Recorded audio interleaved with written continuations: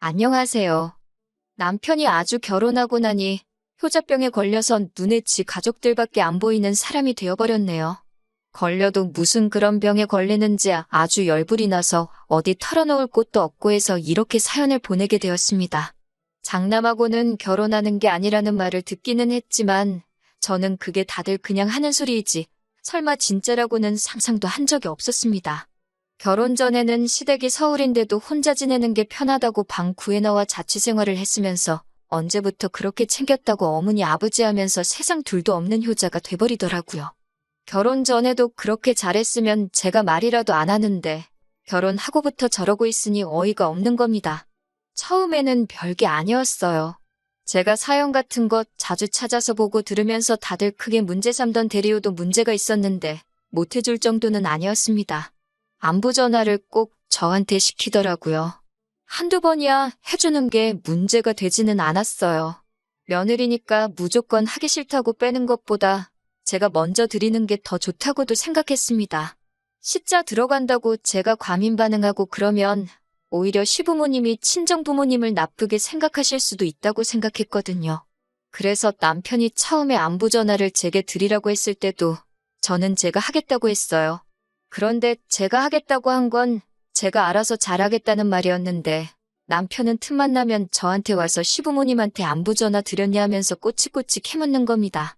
처음에는 내가 알아서 드릴 거다. 신경 쓰지 않아도 된다 몇 번을 말했지만 몇 번을 말해도 못 알아먹는 건지 아니면 제가 전화를 자주 드린다고 드리는 게 지성에 차지 않는 건지 저를 계속 닥달하더라고요. 어떤 날은 아침에 눈 뜨자마자 전화를 드렸냐 물어보고 씻고 나와서 물어보고 아침 먹을 때 물어보고 그렇게 눈 마주칠 때마다 물어보니 오기가 생겨서 전화를 더 드리기 싫어서 일부러 안 했어요. 그랬더니 저녁에 지 혼자 폭발을 해버린 겁니다. 왜 시부모님께 안부 전화를 안 드리냐면서요. 내가 알아서 한다는데 당신이 그러면 나는 더 하고 싶지가 않다고 솔직한 마음을 이야기했습니다. 그랬더니 시부모님께 안부 전화 드리는 걸 네 기분 따라 하냐고 하면서 아주 입에 개거품을 물더라고요. 듣다 보니까 짜증이 나서 너는 장인 장모님한테 따로 전화라도 한 통 드리냐고 했더니 아주 개거품 물던 게 쏙 들어가고 아무 말도 못하더군요. 안 그래도 얼마 전에 친정아버지한테 사위는 잘 지내냐고 통 연락이 없어서 그런다고 서운하다는 듯이 전화를 거셨던 적이 있었거든요. 지는 하지도 않는 걸 저한테 자꾸 하라고 하니 어이가 없어서 한마디 했습니다. 자기도 면목이 없는지 아무 말도 못하고 있다가 뭐가 짜증이 났는지 방문을 부서져라 닫아버리고 방에 들어가더라고요. 저도 참을 만큼 참은 것 같아서 방으로 따라 들어가서 지금 뭐 하는 거냐고 따졌어요. 자기가 잘한 거 하나도 없고 할 말도 없는 걸 아는지 그냥 대답도 못하고 어금니만 꽉 깨물고 있더라고요. 저도 더 길게 들어줄 것도 없고 더 말해봐야 제 입만 아픈 것 같아서 이제 시부모님한테 안부 전화 안 드린다고 했습니다. 안부 전화 드릴 거면 네가 직접 드리라고요. 나는 내 부모님한테 할 테니 너는 너네 부모님한테 하라고 했어요. 그랬더니 남편이 그건 아니지 않냐고 하면서 그제서야 말을 꺼내더군요. 뭐가 아니냐고 했더니 시부모님한테 제가 전화를 드리는 게 맞다고 하는 거예요. 어머님 아버님이 아들 목소리 듣는 게 더 좋지 며느리 목소리 듣는 게 더 좋겠냐고 하니까 저보고 생각을 해보랍니다. 여태까지 며느리가 안부 전화를 하다가 아들인 자기가 안부 전화를 드리면 시부모님이 생각하기에 아들이 마누라 이겨먹지도 못하고 잡혀 사는 줄 알지 않겠냐고 하시는 거예요. 그러면 시부모님이 아들이 잡혀 사는 것 같아서 얼마나 마음이 아프겠냐고 그러니까 부모님 기분을 위해서라도 제가 안부 전화를 드려야 한다고 하는 겁니다. 차라리 설명이라도 똑바로 했으면 드러나 주겠는데 겨우 그딴 이유로 제가 시부모님한테 전화를 드려야만 하는 거라 생각하니 더더욱 하기가 싫어지더라고요. 그까짓 게 이유였냐고 세상 무슨 일이 있어도 두 번 다시 안부 전화는 내가 먼저 드릴 일 없다고 소리를 쳤더니 그제서야 깨갱하고는 알겠다고 했습니다. 그 뒤로 정말 전화를 아예 안 드린 건 아니에요. 그래도 제가 의무적으로 시부모님께 전화를 드릴 필요가 없다고 생각하니 전화하는 제 입장에서도 마음이 한결 가볍더라고요. 뭐 그런저런 사소한 문제로 다툼이 잦기는 했지만 여태까지 효도 한번 진짜로 해본 적 없는 남편이 억지 부리는 일 말고는 큼직한 사건은 따로 없었습니다. 그러다 작년 일이었어요. 그때는 방역이 지금보다 훨씬 빡빡했잖아요. 그래서 확진자가 되면 조금 죄 지은 듯한 분위기였었고 확진된 사람 보는 걸 다들 신기하게 생각했었죠. 아무튼 저희 시어머니께서 밀접 접촉자가 되셔가지고 검사를 받았는데 양성이 나오고 말았습니다. 시댁은 난리가 났고 어머님은 격리에 들어가게 되었어요. 그런데 남편이 그날 저녁에 저한테 난데없이 회사에 휴가를 내라고 하는 겁니다. 그래서 갑자기 휴가는 웬 휴가나고 지금이 어디 놀러 나갈 분위기냐고 한마디 했더니 저보고 생각이 있냐 없냐 하면서 따지더군요. 무슨 말을 하려는가 봤더니 저보고 회사를 휴가를 내고 시댁에 가서 어머님 격리수발을 들라고 하는 거예요. 아버님이 혼자서는 라면도 못 끓여 드시는 분이라고 어머니가 집에서 격리 중이시라 방 밖으로 못 나오시니 제가 그 집에 가서 아버님 식사도 챙겨드리고 어머님 드시게 죽 같은 것도 끓여주고 하라는 겁니다. 어머님이 빨리 완치되시려면 환경도 좋아야지 않겠냐며 청소기 같은 것도 돌릴 사람이 필요하지 않겠냐 하는 거예요. 진짜 제 옆에 몽둥이만 있었으면 들어다가 남편을 흠씬 두들겨 패줬을 거예요. 세상에 헛소리를 해도 정도가 있지. 진짜 농담이 아니고 저를 시키려고 하는 건가 싶었다니까요. 그런데 애석하게도 남편은 정말 진심이었습니다. 아버님을 굶길 수 없지 않느냐. 어머님도 좋은 거 드시고 해야지 빨리 완치되지 않겠느냐 하면서 제가 하루라도 빨리 휴가를 낼수록 두 분이 고생하는 시간이 줄어든다고 하는 겁니다.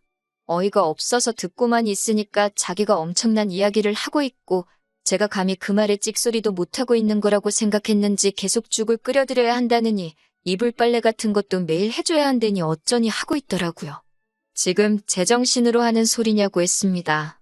아무리 격리 중이라도 제가 제 발로 스스로 병에 걸릴지도 모르는 곳에 들어갈 일도 없지 않냐고요.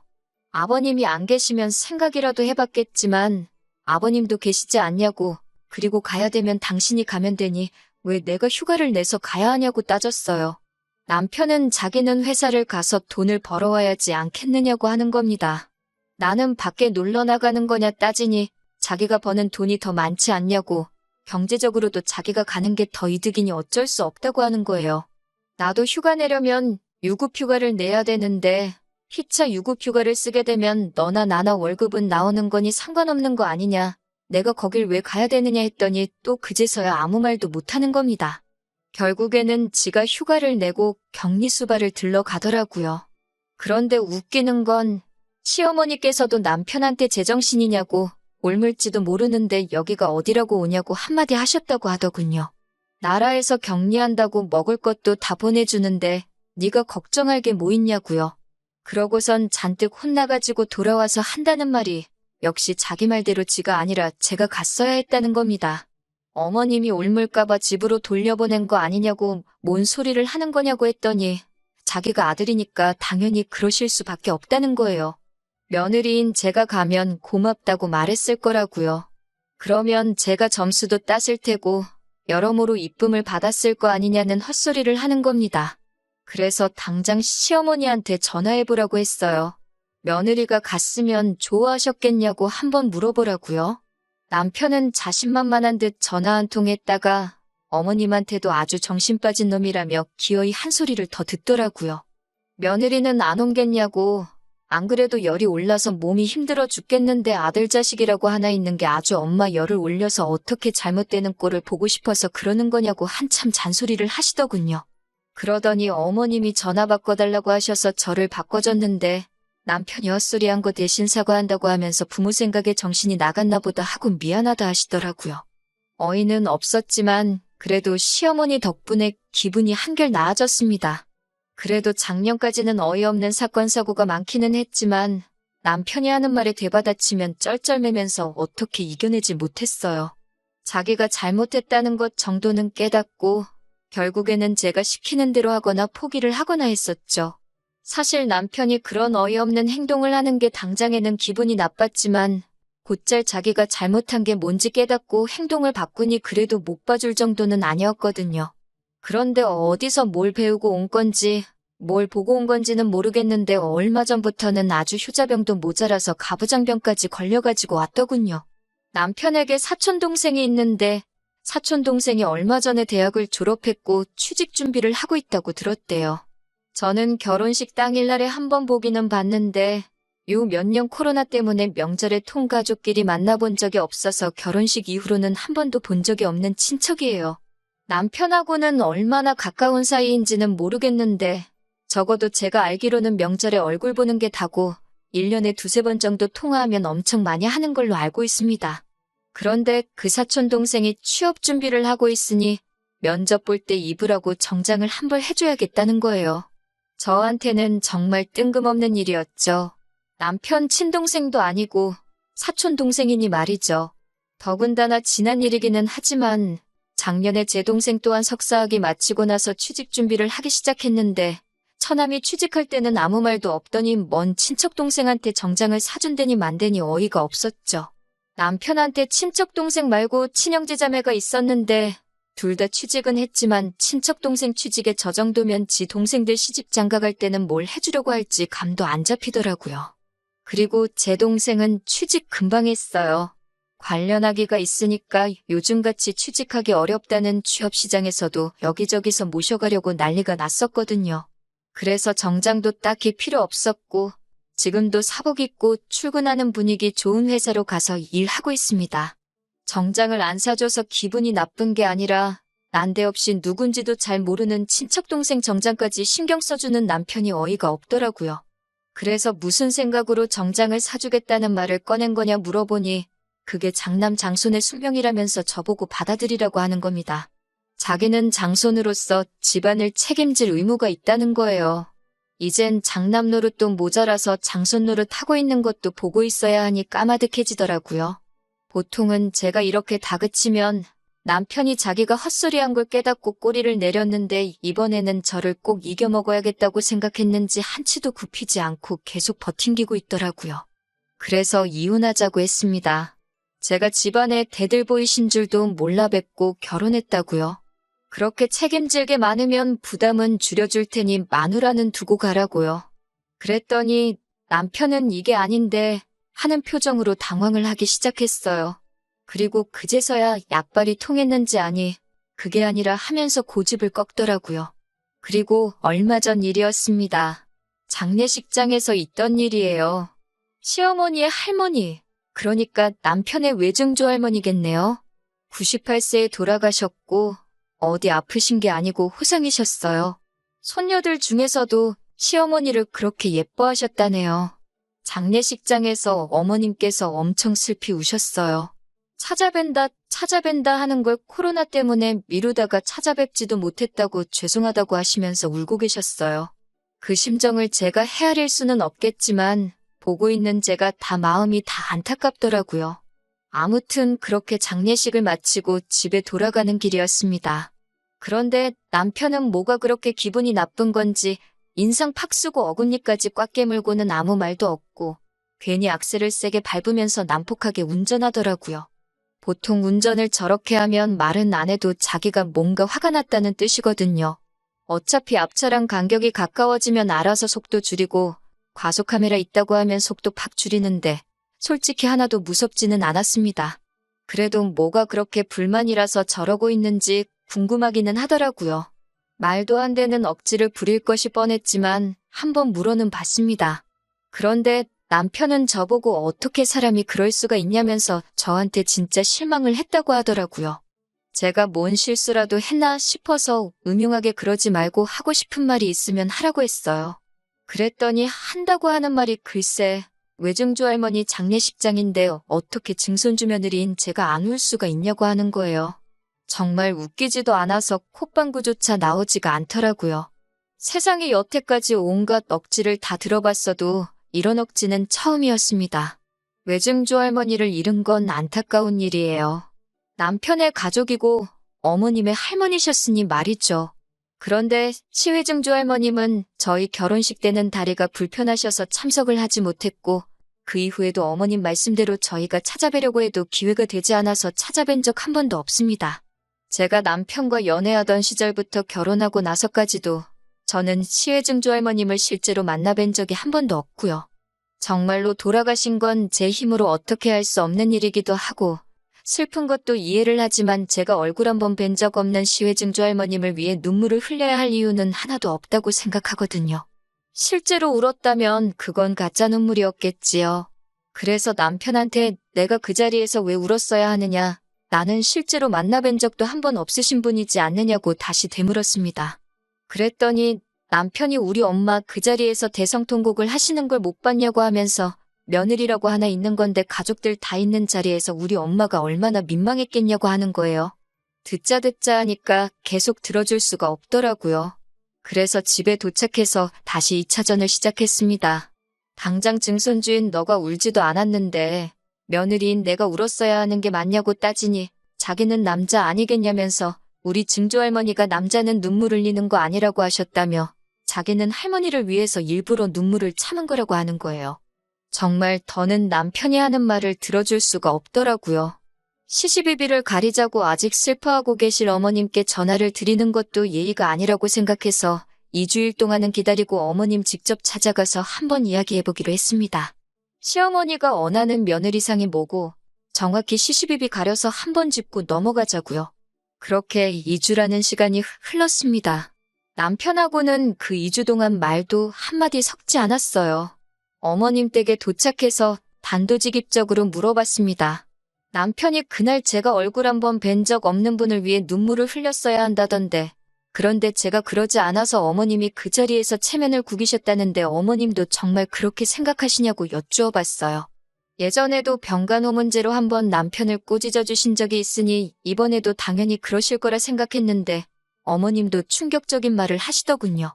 눈물 이야기를 하는 게 아니라 저보고 우리 아들 기를 너무 죽이는 거 아니냐면서 한두 번은 좀 맞춰주면 안 되냐고 하시는 겁니다. 가장이 가장다운 맛이 있어야지 여자가 그렇게 꽉 잡고 사는 것도 보기 좋은 게 아니라고요. 그것도 사실 어이가 없었습니다. 저는 남편을 꽉 잡은 적이 없어요. 오직 남편이 이상한 헛소리를 하면서 저한테 시가족을 위한 희생을 강요할 때마다 저는 너가 하지도 않는 걸 내가 왜 해야 하냐는 식으로 반박을 했던 것밖에 없었어요. 그런데 어머님이 그렇게 나오니 그 부분이 배신감도 크고 어이도 없었습니다.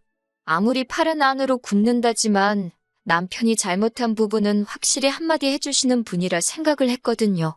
알고 봤더니 올해쯤부터 남편이 억지를 부리고 웬만해서는 고집을 굽히지 않게 된 이유도 시어머니한테 있었습니다. 어머님은 자꾸 남편이 저한테 져주기 때문에 제가 기고만장해서 남편 무서운 줄 모르고 기어오른다는 식으로 가스라이팅을 하고 계셨던 거예요. 남편은 그 말만 믿고 기선제압을 하겠다고 얼마 전부터는 그렇게 고집을 꺾지 않으면서 강하게 나왔던 것이었고요. 어머님까지 가세하니까 남편도 기가 살아서 너는 성격이 어쩌네 저쩌네 하면서 자기가 맞춰주니까 이만큼 사는 거지. 다른 사람이었으면 넌 벌써 이혼당했다며 한마디 하고 있고, 어머님은 어머님대로 제가 남편 기를 죽이고 있으니까 가정이 평화롭지 않은 거고 기강이 서지를 않는 거라고 하시면서 잔소리를 하셨어요. 듣다 보니까 제가 정말 잘못한 것 같더라고요. 남편 기를 죽이고 어머님 체면을 구기고 정말 저는 최악의 며느리였던 것 같아요. 그래서 이혼하겠다고 했습니다. 저는 이 집에 어울리는 며느리가 아닌 것 같다고요. 남편이 다시 길을 펴고 그리고 시가족들 대소사 다 챙기면서 아낌없이 모든 걸 다 줄 수 있게 남편을 어머님, 아니 시가족들의 품으로 돌려드리겠다고요. 남편은 이제부터 집안을 이끌 기둥이자 대들보로 살 수 있게 놓아드리겠다고 했어요. 결혼은 반반 결혼했지만 혼수의 리모델링까지 그 비용은 전부 친정 쪽에서 다 했으니 집은 제가 가져가겠다 했어요. 집 살 때 보태주신 돈만큼만 돌려드리겠다고 하고 위자료 얼마 되지도 않는 것 때문에 소송하는데 헛비용 쓰기 싫으니 그냥 협의 이혼 해달라고 했습니다. 이혼 안 해주면 얼마가 들던 간에 변호사 구해서 제가 받아낼 수 있는 위자료는 최대한을 받아낼 테니 피차 서로 돈 아까울 바에 그냥 협의 이혼 해달라고 했어요. 그리고 저 혼자 집으로 돌아와서 비밀번호 바꿔버리고 이틀 뒤에 이삿짐 센터 불러서 남편 짐만 따로 챙겨다가 시댁으로 보내버렸어요. 자기 짐을 받고 그제서야 남편은 잘못했다고 결혼 생활 처음으로 저한테 사과를 하더군요.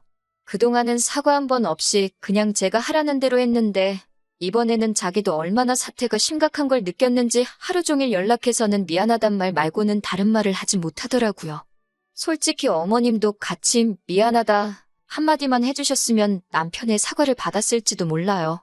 자존심 싸움 하려는 건 아니지만 어머님께서도 정말 제가 잘못한 거라 생각하시는지 미안하다는 말씀을 따로 안 하시더라고요. 그렇게 고집 부리다가 결국엔 이혼을 하게 되었네요. 끝끝내 합의를 안 해주시는 바람에 소송하는데 기간이 걸리긴 했지만 얼마 안 되는 돈이라도 위자료 몇 푼이라도 뜯어냈으니 속은 후련합니다. 가족을 아끼고 사랑하는 건 당연한 일입니다. 하지만 다른 사람, 특히 배우자한테 자기 가족을 향한 사랑을 떠넘기거나 강요하는 건 정말 해서는 안 될 일이라고 생각해요. 적어도 제가 먼저 스스로 나서서 했던 걸 인정해주고 조금이라도 고마워하고 그 고마움을 제 가족들에게 표현 한 번만이라도 해줬었다면 그러면 이혼까지는 하지 않았을 수도 있네요. 이제는 다 지나간 일이기도 하고 저도 오히려 이혼 후에 홀가분하게 잘 살고 있으니 이렇게 된 게 차라리 100번은 더 잘된 일이라고 생각합니다. 아무쪼록 나쁜 마음은 없으니 남편도 온 집안 사람들 기둥 역할 해주면서 어머님 체면도 살려주고 그렇게 오래오래 행복했으면 좋겠네요.